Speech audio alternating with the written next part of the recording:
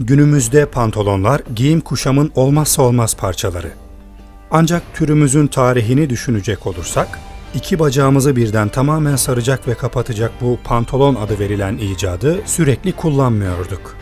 Atalarımız vücutlarını yüzyıllarca bezler, tunikler, cübbeler ve bornozlar gibi giysilerle örttüler. Ama günün birinde birisi bir etek gibi bacaklarımızı dışarıdan saran ve havalanmaya meyilli olan bu kıyafetlerden bıktı ve bugün pantolon olarak bildiğimiz iki bacağı ayrı ayrı saran giysiyi üretti. Ama ne zaman? Güncel bir arkeolojik çalışma bu soruya cevap veriyor olabilir.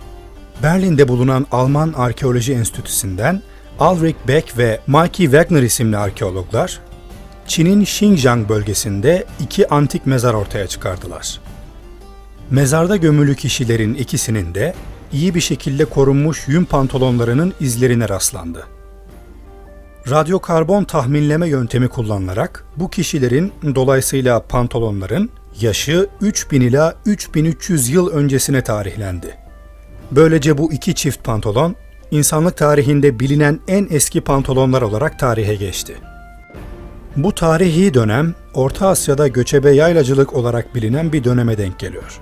Bu zaman diliminde yaşayan göçebeler, sürülerini uçsuz bucaksız arazilerde sürerlerdi ve bu sürüleri at sırtında takip ederlerdi. Muhtemelen tunikler ve cübbeler bu iş için çok kullanışlı ve rahat değildi. Özellikle uzun, sarsıntılı yolculuklarda sıkıntılar çıkarıyordu. Dolayısıyla bu antik insanlar girişimciliklerini konuşturdular ve pantolonları icat ettiler. Beck ve Wagner makalelerinde şöyle yazıyor.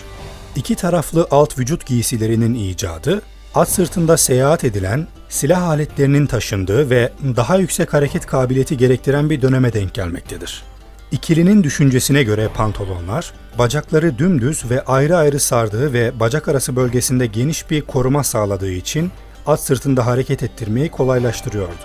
O dönemlerde icat edilen bu pantolonlar, günümüze daha yakın olan, geçmişte at sırtında hayatlarını geçiren insanlar için özel olarak üretilen pantolonların atası olmuş oldu. Mezarlardan bu pantolonlar haricinde kırbaçlar, dizginler ve at kuyrukları da çıkarıldı.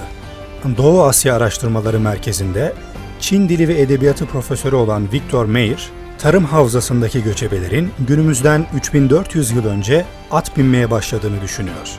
Bu havza, pantolonların bulunduğu Xinjiang bölgesinde yer alıyor. Meyer, daha önceden aynı bölgeden çıkarılan bir mumya üzerinde araştırma yürüterek 2600 yıllık bir pantolonu tespit etmişti.